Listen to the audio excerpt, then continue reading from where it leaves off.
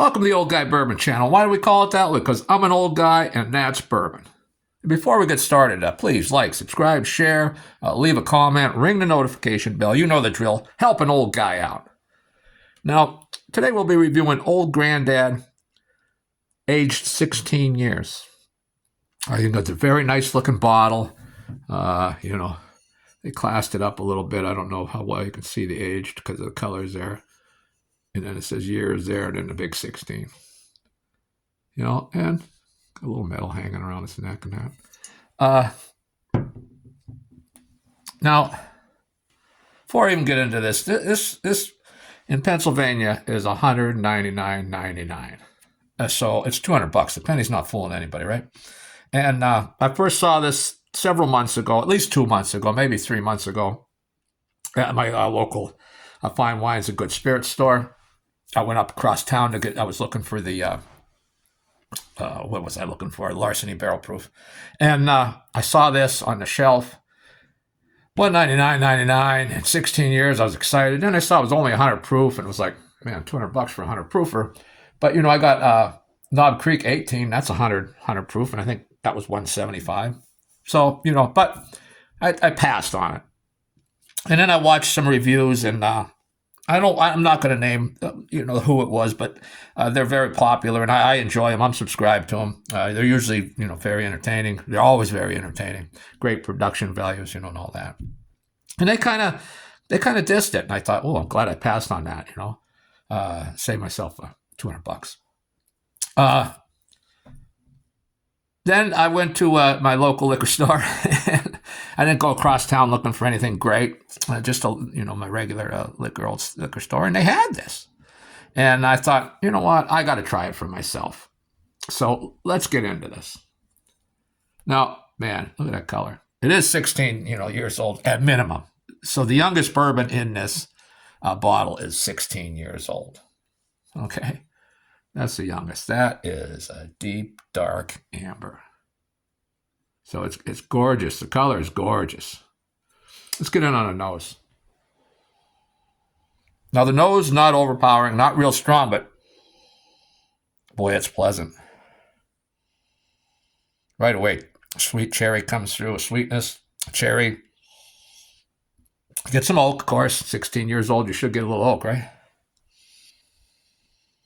Some apricot.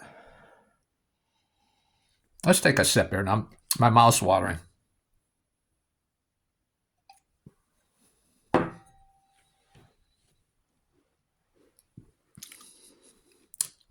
First sip of the day. Very little ethanol comes through for a 100 proofer. Very little ethanol is coming through. The pellet.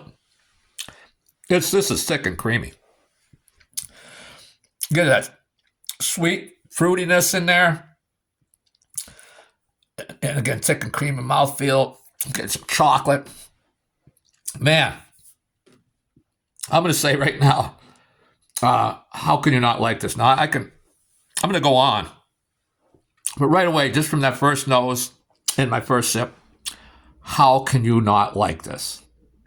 Did I somehow get an exceptional bottle and you got bad bottles? These reviewers that gave it negative reviews? I don't know. I don't know. Maybe they had colds. Maybe they had a bad pellet day. Right out of the gate, I like this. Now, I can see where you say $200 is a lot of money, and I'm sure there are people out there that would say no bourbon's worth $200. And that's fine. Everybody, to each their own, right? Everybody gets to pick things. I see like Eagle Rare, Eagle Double Rare, Eagle 17-year-old, and I'd see it, on the secondary market for $1,000, $2,000, $3,000. I see Pappy Van Winkle for $2,000, $3,000, $8,000, whatever, and I go, no bourbon's worth that. So we all have a cap where we say no bourbon's worth that. $200 isn't my cap.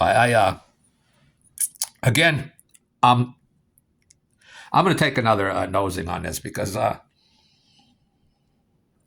was so, when I bought this, I'd seen the negative review, and later I saw one positive review. $200 for me is $200. I'm not rich.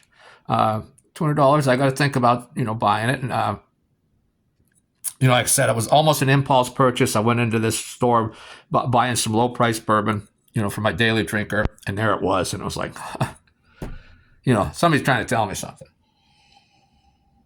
Now, again, the nose, I wish it was, I wish when I floated the glass, near my nose, that nose would be there. But the nose, you get into it, man, is it nice. Again, cherry, oak, getting that apricot, some caramel. I'm getting some, like a Clark bar. Do they still make Clark bars? Oh, and some cinnamon. Some cinnamon, a little bit of rye spice, not a lot of rye spice. This is the high rye mash bill, but boy, I like this nose. Again, I'm not saying it's the best nose of any bourbon, but it's very pleasant. Let's take a second sip, huh?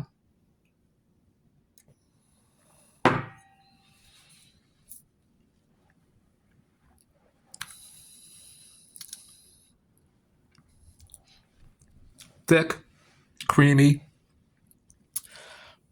The sweetness comes through. You're not going to be disappointed if you like sweet bourbons. You would think this would be overly oaky, but that sweetness just comes on the tongue. I'm getting some tartness, like a Granny Smith apple. Again, that thick, creamy mouthfeel is just amazing. Getting some chocolate, some vanilla, some nutmeg, some other baking spices going on. Hey, I'm calling all the people that hate this bourbon. I'm going to say I don't think they watch my reviews, but maybe you can leave a comment if you watch their reviews of people that hate this bourbon. Give it another shot. Maybe you had a bad pellet day, and again, there's people that just don't like Jim Beam products. So, that's if you hate all Jim Beam products, then just naturally you're going to hate all Jim Beam products. But again, I wish the nose would just blast you, but you don't have to bury your nose in there. But my God, the nose is very nice. Again, that cinnamon's there, and I can pick up some rye spice. The caramel, that Clark bar, apricot, oak, cherry. The sweetness comes through on the nose. Let's take another sip.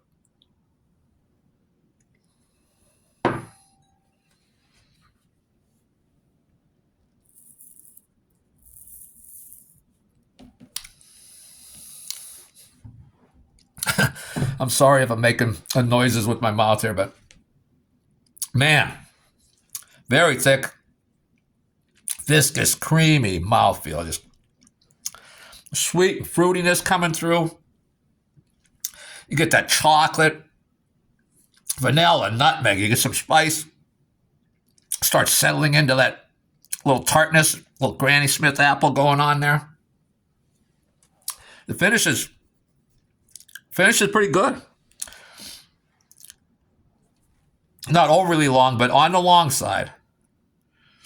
A sweet cherry comes through, eases into that rye spice, and then some, dark chocolate.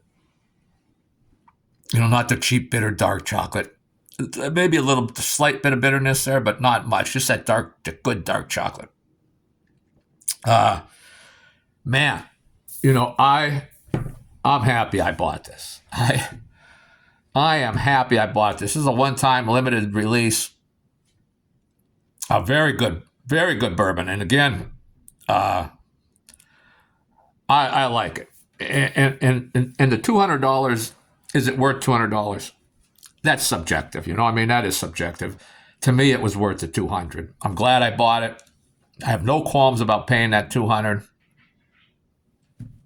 Would I pick up another bottle for $200? That's the question. I just might. I just might. Now, man, do I wish it was a higher proof? Sure, I do. I wish it was barrel proof, cask strength, or at least the 114, like the old Granddad 114 is.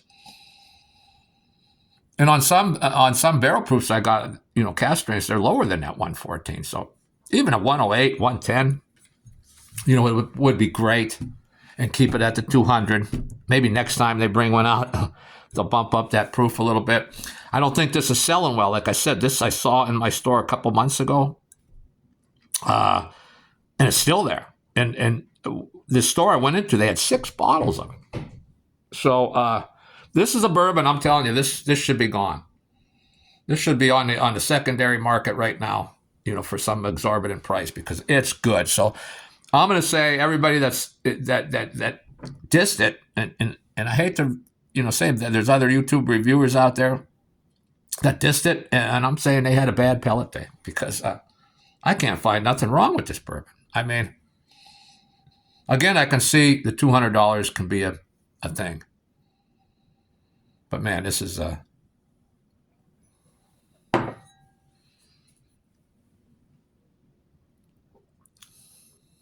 it's flavorful.